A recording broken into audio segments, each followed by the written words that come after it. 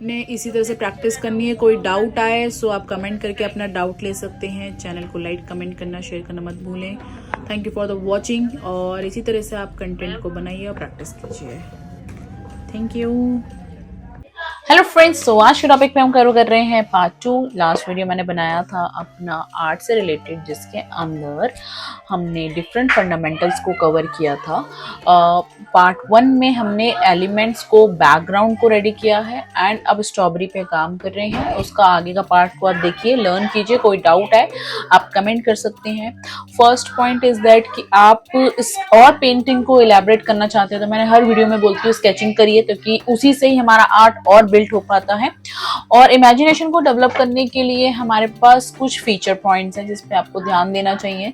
आप पहले इमेजिनेशन पे अगर काम करना है तो पहले अपने ऑब्जेक्ट्स पे काम कीजिए। फर्स्ट पॉइंट कि आपको अपना ऑब्जेक्ट बहुत अच्छे से रेडी करना है और उसके बाद आप उसमें स्केचिंग वगैरह कीजिए, डिफरेंट पैनल्स पे काम कीजिए। स्केचिंग ऑब्जेक्ट्स की, ग्लास, पॉट, इन सबको ऑब्जेक्ट्स बोल रहे हैं। और इसी तरीके के बेसिक ऑब्जेक्ट्स को स्ट्रॉन्ग कीजिए। लेफ्ट राइट बोथ साइड आप मेंटेन कीजिए कि सीधा बनाइए। आफ्टर दैट आपको थोड़ा सा और बेटर फॉर्म में उसको लेकर जाना है ताकि और क्लियर हो सके।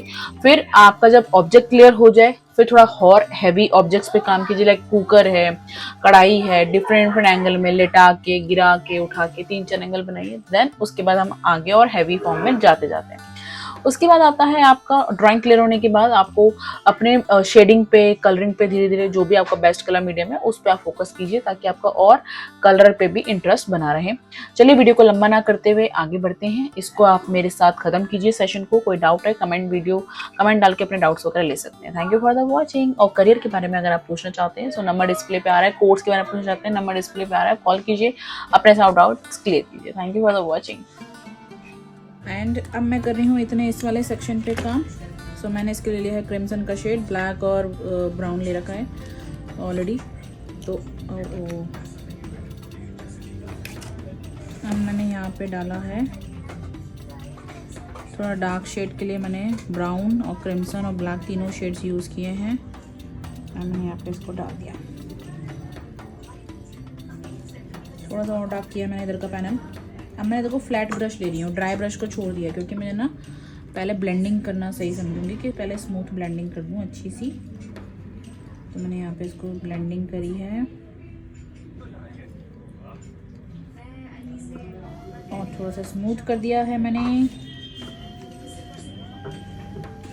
ड्राई ब्रश रखा है। ड्राई ब्रश के लिए क्रिम्सन और पिंक का शेड लेके गोल गोल टेक्निक के साथ मैंने एज पे चला रही हूँ सिंपल, ताकि एज जो है थोड़ा सा सॉफ्ट हो जाए। ओके, तो ये पार्ट मेरा ऑलमोस्ट रेडी है। ठीक है, नाउ अब मुझे बनानी है इसके ऊपर लाइंस, तो मैंने इसको रख दिया और अब मैं कर रही हूँ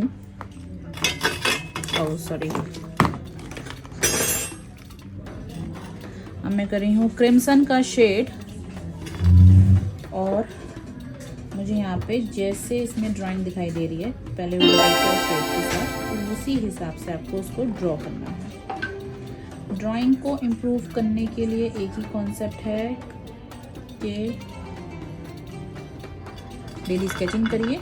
सो वो मैं डेफिनेटली बोलूँगी। अगर आप स्केचिंग नहीं कर रहे हैं तो आप अपने स्किल को इम्प्रूव करने के लिए कोई एक्स्ट्रा एफर्ट नहीं कर रहे। रीज़न, भाई पेंटिंग जो है वो सभी करते हैं, शायद आपसे जूनियर, आपसे सीनियर्स और आपसे पहले जो पढ़ चुके हैं एक्सपीरियंस स्टूडेंट्स भी पेंटिंग कर रहे हैं। और रियलिस्टिक पेंटिंग मतलब ऑलमोस्ट इस पेंटिंग लाइन में हर सेकंड पर्सन रियलिस्टिक पेंटिंग कर रहा है ना। तो ये वेरी कॉमन टॉपिक है कि हर दूसरा बंदा पेंटिंग कर रहा है, लेकिन क्या वो अच्छी कर रहा है और किस लेवल पे कर रहा है, उसका सही टेक्निक अगर हो जाए तो बहुत अच्छा होगा। सो आप उस भीड़ में डिफरेंट हो ये कैसे पता चलेगा, वरना आप भी भीड़ में गुम हो जाओगे। तो वो चीज़ के लिए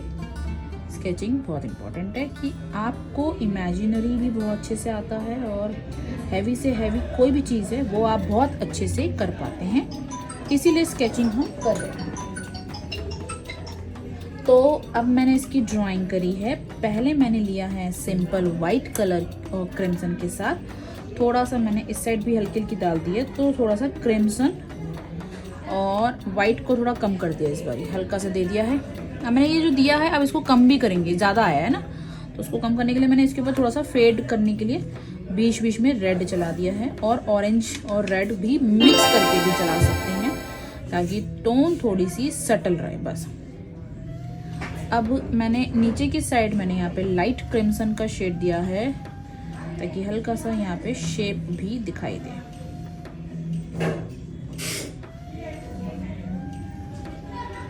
ठीक है, मैंने ब्राउन और क्रिम्सन का शेड रखा, हल्का सा मैंने यहाँ पे भी डाल दिया।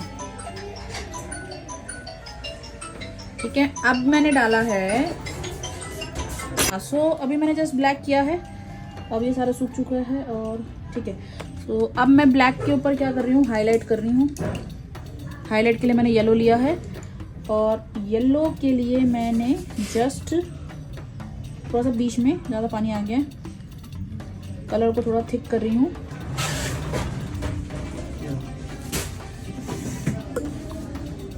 तो अभी फिर हमने इसमें येलो डाल दिया है,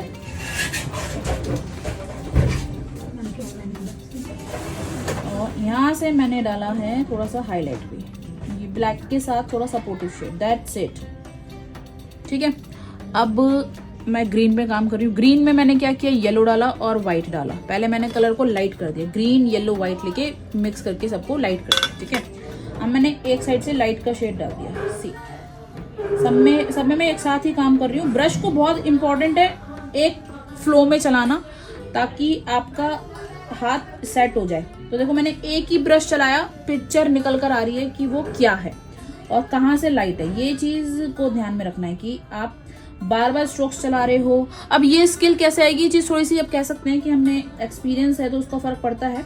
और साथ में बता रही हूँ कि आप ध्यान रखें कि हम मल्टीपल क्या करते हैं, इनिशियल लेवल पर बच्चा डरता है ना, तो वो एक एक स्ट्रोक चलाता है, स्लोली स्लोली स्लो, डर आ रहा है। लेकिन अब ये डर कैसे निकलेगा, स्केचिंग होगी तो आपको ये एक IQ लेवल ऑफ सेंस जो धीरे धीरे इंप्रूव हो जाएगा कि अच्छा ये एंगल अब यहाँ से आ रहा है, इसकी हाईलाइट यहाँ से। तो इसीलिए मैंने स्केचिंग बोला, ये इम्प्रूवमेंट जो होती है ये ऑटोमेटिकली स्केचिंग से ही पेंट में इम्प्रूवमेंट मिलती है कि हमें ये सेंस कैसे डेवलप होगी।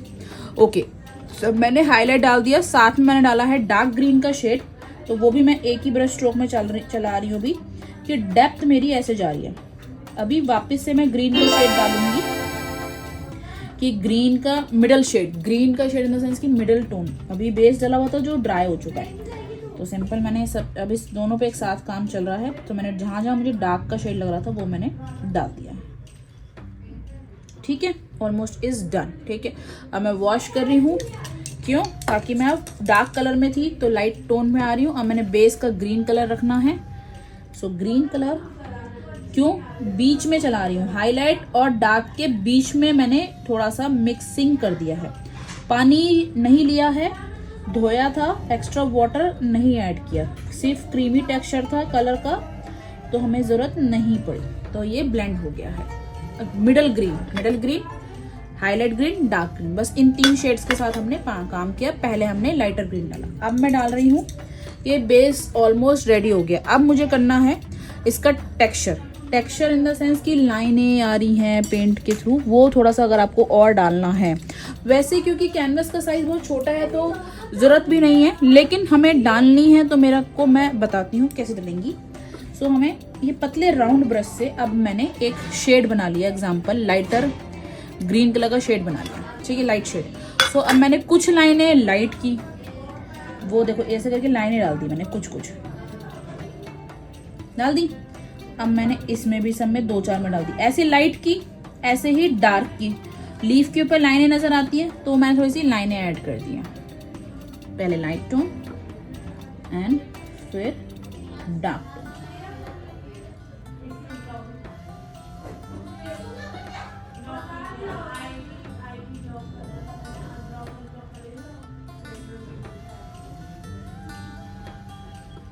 राउंड ब्रश से डाल दिया।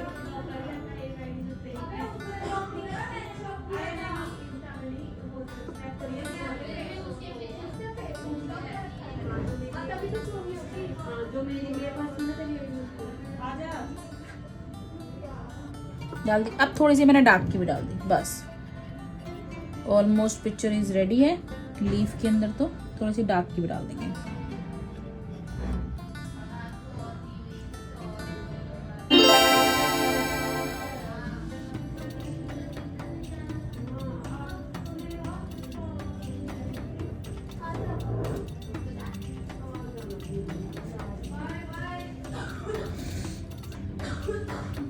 ठीक है, और काम येलो, अगर आपको येलो की पिगमेंट कहीं डालनी है तो ऊपर से आप एक्स्ट्रा शेड की रिक्वायरमेंट लग रही है तो आप डाल सकते हैं। सो मैं थोड़ा सा इसमें ऐड ऑन कर रही हूँ येलो का। Done, almost is ready. And next one, थोड़ा सा और प्राइमरी शेड्स को यूज़ कर रहे हैं वाइट को, कि मेरा यहाँ पे एक अच्छा सा चेक नज़र आ जाए। तो पहले मैंने क्रिम्सन डाला था, अब मैंने और वाइट को इन्हेंस कर दिया है।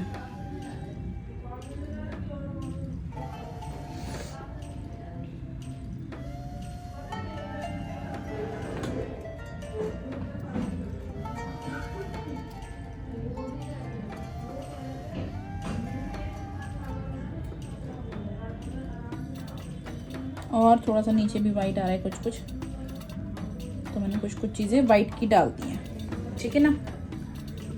अब दूसरा अभी काम खत्म नहीं है, बस एक काम और बचा है। जो मर्जी है वो समझाते हैं, जिसको करना है वो करेगा, जिसको नहीं करना वो छोड़ भी सकता है। वो क्या है, रेफरेंस में अगर आप ध्यान दो ना तो जूम करते हैं कि ये जो लाइन आ रही है ना ये ब्लेंड है, मतलब वो दिखाई नहीं दे रही, वो सरफेस के साथ ब्लेंड है इसमें भी। तो मेरा यहाँ पे सरफेस के साथ शार्प एज विजिबल है, तो आपको चाहिए विजिबिलिटी तो आप रखो, अदरवाइज आपको ब्लेंड करते हैं तो थोड़ा सा इंप्रेशन और रियल की तरफ जाता है, इसलिए हम इसको ब्लेंड कर देते हैं। I am using some dry brush, so गोल गोल टेक्निक से मैं इसको ब्लेंड कर रही हूँ। ठीक है ना। सो गोल गोल लिया, पानी नहीं होना चाहिए, बट मैंने पानी थोड़ा सा धोते टाइम ना पोछा थोड़ा कम दबा कर है तो पानी आ रहा है। अब इसके साथ कैसे करेंगे, अब करेंगे थोड़ा सा उसको, जब ये ड्राई हो जाएगा हल्का सा, अब कपड़े से मैंने ना, अगर सूख जाता है हल्का सा पेंट तो बहुत अच्छी बात है तब करो, लेकिन मुझे तो अभी आगे कंटिन्यू करना है, तो अब मैंने क्या सारा कलर निकाल लिया। कलर कितना है, नाक के बराबर। तो एज के साथ मैंने इसको आगे की तरफ हल्का हल्का ब्लेंड कर दिया कि थोड़ा सा ये बेस की शार्प एजीनेस हट जाए। तो देखो ये थोड़ा पतला कलर था तो थोड़ा कम हुआ। अब मैं एक बारी सेम चीज़ कर रही हूँ, क्रिम्सन और ब्लैक को यूज़ करके एजी को थोड़ा सा सरफेस के साथ ब्लेंड कर रहे हैं।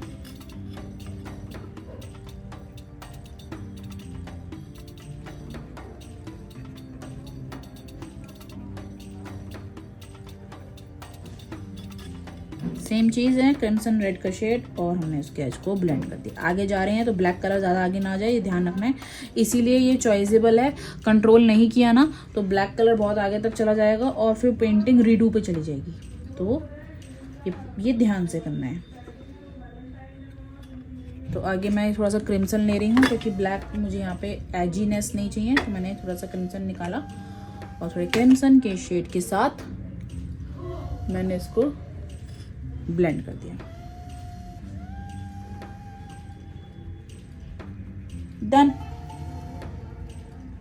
ठीक है, सो माई पिक्चर इज डन। आपको कुछ पूछना हो पूछ सकते हैं।